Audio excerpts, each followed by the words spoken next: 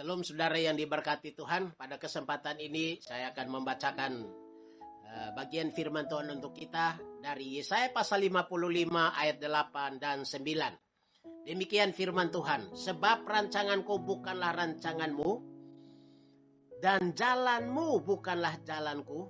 Demikianlah firman Tuhan. Seperti tingginya langit dari bumi, demikianlah tingginya jalanku dari jalanmu dan rancanganku dari rancanganmu. Dari dua ayat ini kita makin menyadari bahwa manusia kita ini sangat terbatas untuk memahami apa yang dirancang dan apa yang direncanakan oleh Tuhan kepada setiap orang dalam jalan-jalan hidup.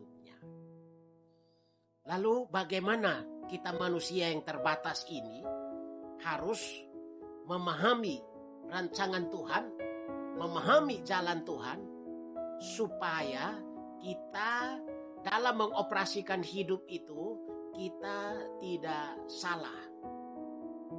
Untuk memahami hal itu, maka saya mengajak saudara untuk memikirkan hal penting. Bagaimana caranya? Salah satu cara yang dipakai oleh Paulus untuk berdoa dan memberi pengertian kepada orang Efesus, dia berkata, "Aku telah mendengar tentang imanmu dalam Kristus Yesus, tentang kasihmu terhadap semua orang. Aku mengucap syukur, bahkan tidak berhenti mengucap syukur." Kenapa? Karena iman mereka dan kasih mereka luar biasa.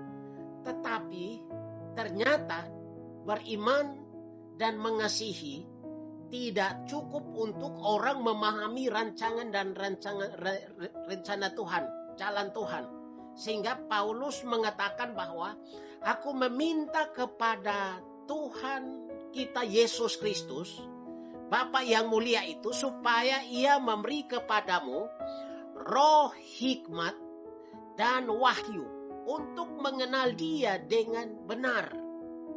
Bahkan supaya ia menjadikan mata hatimu terang, agar kamu mengerti pengharapan apakah yang terkandung dalam panggilannya. Bapak Ibu Saudara yang diberkati Tuhan, kita semua sadar bahwa manusia kita terbatas untuk mengerti rancangan Tuhan, jalan Tuhan. Maka dalam keterbatasan itu, supaya dalam mengoperasikan kehidupan kita, kita tidak salah jalan, kita tidak salah dalam mengikuti rancangan Tuhan, maka kita butuh pimpinan Roh Kudus untuk menolong kita supaya kita diberi hikmat, dicerahkan dengan hikmat dan wahyu, dicerahkan mata hati kita supaya kita punya kemampuan untuk menerjemahkan, mengerti cara dan maksud Tuhan yang sebenarnya. Kenapa? Karena tadi kita baca dalam Yesaya berkata bahwa rancangan Tuhan dan jalan Tuhan bukan seperti rancangan kita dan jalan kita. Nah, itulah sebabnya ada sebuah cerita, ilustrasi. Ya, ada sebuah ilustrasi. Ada seorang penjaga gereja yang bertugas membuka pintu gereja tiap hari, karena setiap hari ada orang bergantian untuk berdoa di gereja. Dan tiap hari dia menyaksikan ada yang datang berdoa untuk minta supaya diberkati pekerjaannya, ada yang berdoa untuk jodoh, untuk usaha, kesehatan, keuangan, dan lain sebagainya. Intinya banyak sekali permohonan yang diajukan kepada Tuhan. Lalu dia mikir-mikir, ternyata jadi Tuhan capek juga ya, karena setiap hari dengarkan aduan jemaat, dengarkan permohonan jemaat, ya capek juga. Lalu waktu dia berpikir, kasihan juga Tuhan capek, saya coba saya gantikan dia, saya mau jadi Tuhan untuk merasakan atau memahami. Lalu dia mengusulkan dirinya untuk ganti Tuhan. Tuhan setuju, boleh. Hari ini kamu ganti saya, kamu yang jadi Tuhan. Tapi dengan catatan kamu apa yang kamu lihat, apa yang kamu dengar, apa yang kamu saksikan, tidak boleh kamu komen. Pokoknya kamu tetap diam dan diam. Dan waktu dia mengganti posisi Tuhan, ada seorang pengusaha, ada seorang anak Tuhan yang kaya, cukup kaya, lalu dia masuk ke gereja dan berdoa. Waktu dia masuk ke gereja, dia berdoa supaya usahanya diberkati. Dan waktu Bapak itu datang, di tangannya ada sebuah tas kecil dan ada isi uang di dalamnya. Dalam jumlah yang cukup banyak. Setelah Bapak itu berdoa, pulanglah dia, dan waktu dia pulang dia ketinggalan tas itu. Lalu datanglah seorang kakek yang sudah lusuh, dan waktu kakek ini berdoa, dia bilang, Tuhan, saya lapar, saya sudah 2 hari tidak makan, saya tidak tahu nanti besok seperti apa. Hari ini saya berdoa, Tuhan cukupkan, berikan saya makan minum. Selesai Bapak itu berdoa, sebelum dia pulang, dia lihat di sebelah sisi kiri dia duduk, ternyata ada sebuah tas kecil. Dan dia menghampiri tas itu, dia ambil, lalu dia pulang. Lalu setelah kakek itu pergi, datanglah seorang anak muda, datang untuk berdoa. Doanya dia minta kepada Tuhan, karena dia mau berlayar ke Eropa, dia minta supaya dia dilindungi dalam perjalanan ke Eropa. Lalu setelah anak muda itu selesai berdoa, belum pulang, datanglah orang kaya yang ketinggalan tas itu. Waktu dia datang, dia tanya anak muda ini tentang tasnya. Anak muda ini katakan, saya tidak tahu dan bukan saya yang ambil dan lain sebagainya. Anak muda ini memberi klarifikasi, tetap si bapak ini tetap tidak mengerti dan bertengkar hebatlah mereka, sampai orang kaya ini main fisik dengan anak muda ini. Lalu si penjaga gereja yang ganti Tuhan ini, dia menyaksikan apa yang sedang terjadi. Wah, dia menyaksikan ini kalau tidak diklarifikasi, kalau tidak dijelaskan, ini nanti jadi masalah yang panjang, bisa berujung ke penjara ini. Akhirnya dia tidak tahan dengan pertengkaran 2 orang itu, dia turunlah. Lalu dia turun memberi penjelasan. Oh, bukan anak muda ini yang ambil, tapi ada seorang bapak tua yang mengambilnya. Dan waktu dia memberi penjelasan seperti itu, si kakek itu, si orang kaya itu meminta kepadanya antar dia ke rumah kakek itu.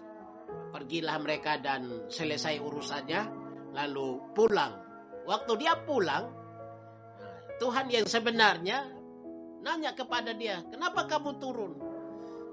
Lalu dia memberi penjelasan, wah Tuhan, kalau saya tidak turun untuk memberi penjelasan, pasti ada masalah besar di gereja ini. Tadi pertengkaran hebat. Ada orang kaya yang menuduh anak muda ambil tasnya, dan sambil mereka bertengkar dan main fisik, dan itu bisa berujung ke penjara. Jadi kalau saya tidak menjelaskan, ini nanti masalah besar.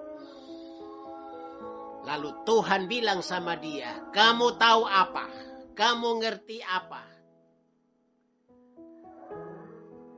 Apa yang mau kamu jelaskan? Orang kaya yang punya tas itu, yang kamu bela itu, sekarang dia sedang berfoya-foya di klub malam. Sedang mabok di klub malam. Sedang dikelilingi dengan perempuan-perempuan. Kamu tahu apa? Kakek yang tadi mengambil tas orang itu, saya memang mengizinkan. Kenapa? Karena orang itu sudah berapa hari tidak ada makanan. Kamu tahu apa? Anak muda yang berdoa untuk ke Eropa, sekarang dia sudah tenggelam di laut karena kapalnya kandas. Kamu tahu apa?